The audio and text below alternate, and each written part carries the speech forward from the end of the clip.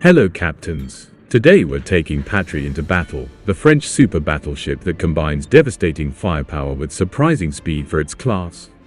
With 8 431mm guns, solid armor, and a speed boost to outrun enemies, this ship is a true powerhouse.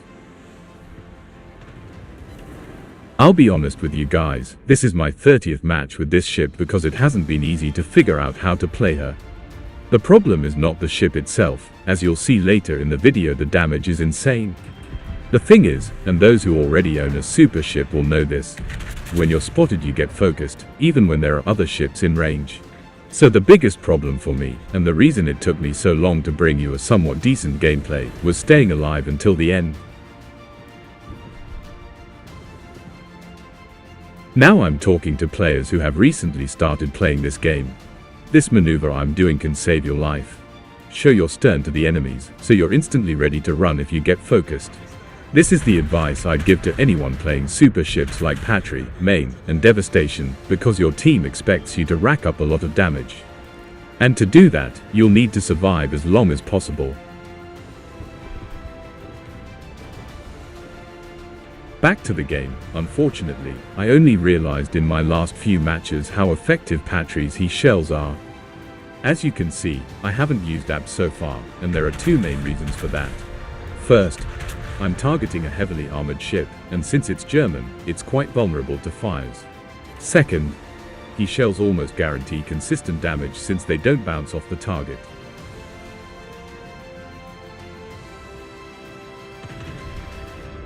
On top of that, Patrie has a base 48% fire chance, so as you can imagine, combined with the accuracy of its guns, it makes a lot more sense to use shells at long range, especially when targeting armored ships in tricky positions like in this case.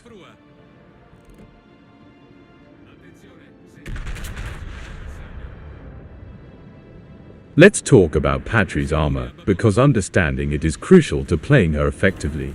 First of all, the hull plating is 32mm all around, which means she is vulnerable to overmatch from battleships with 460mm plus guns. So don't expect a bow tank against ships like Yamato, Shikishima, or Incomparable.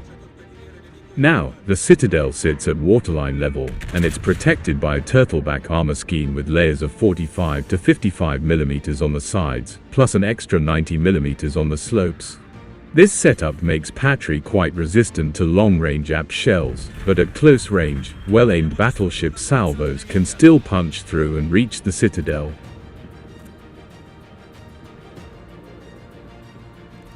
The deck armor is 80mm, which provides decent protection against plunging fire from long-range battleships. However, incendiary shell spam from high DPM cruisers like Smolensk or Condé can still be a problem. One of Patrie's biggest strengths is her main turret armor, which is 550mm thick, making her turrets extremely durable and hard to knock out, even against high-caliber shells.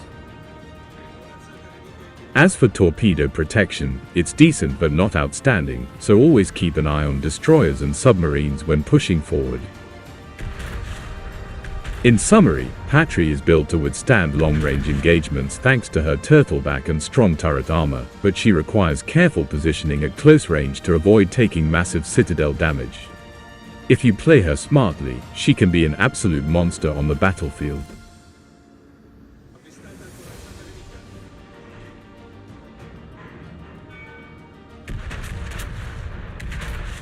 I wouldn't call it kill stealing in this game, because even a ship with just 100 HP can land a devastating strike on one of our allies.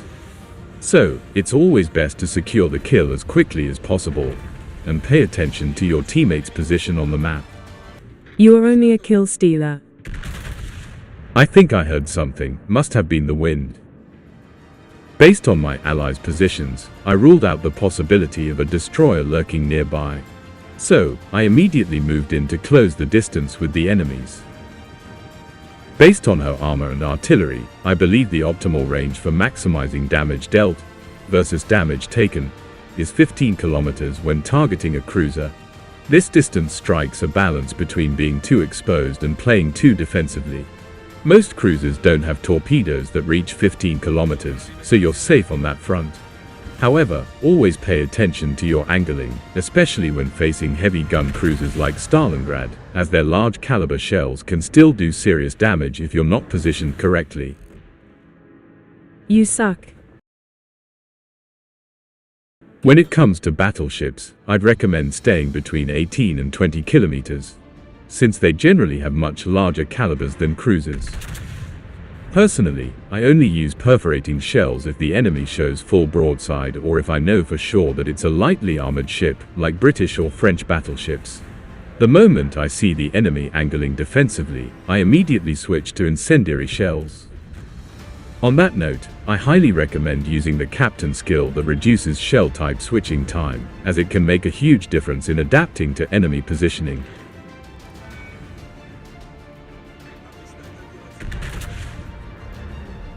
This is a perfect example of what I just mentioned. The Satsuma I'm facing has a terrifying 510mm caliber, and if I got any closer, it could easily hit my citadel or even disable my turrets. On top of that, it has very thick armor, which I wouldn't be able to penetrate easily, unless I got lucky with a shot or aimed for the hull near the center of the ship. So, I opted for incendiary shells, which give me that mathematical certainty of dealing consistent damage over time without the risk of bouncing off the target. Luckily, in this case, I'm not its main focus. Otherwise, you'd see just how fast my HP would drop even at 18 kilometers after just one of its salvos. As you can see, it's possible to hit the citadels of super battleships, but they must be broadside. Japanese ships generally have less armor at the bow and stern, so with some good aim and a well-timed flanking maneuver, you'll be able to overpower them, especially with your maneuverability.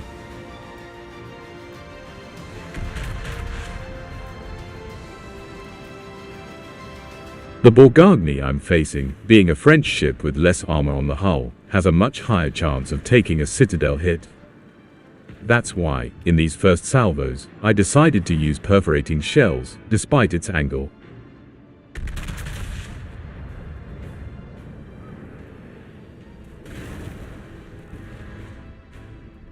However, you are so bad that you can't even land a citadel hit on it when it's showing full broadside. You suck. Jesus Christ, what the hell was even that? Bro, you suck. Go cry and let me speak from now on. Alright folks, we're back on air, but we still have no idea where that voice came from. Once again, what I mentioned earlier applies here. From this distance, the only thing we can do is keep the bow towards them and fire incendiary shells. And as the wise Su Ming once said, smash them bastard with incendiary shells and make them suffer in the flames of hell. If I were not an artificial voice right now, I'd be shouting at you, so I'll just say that I'm the only one who can speak in this video. Please be quiet since we don't know how to mute you. Okay, then I will kindly answer, go f yourself. You daughter of a bitch. Let's witness together the final, desperate resistance that stands between us and victory.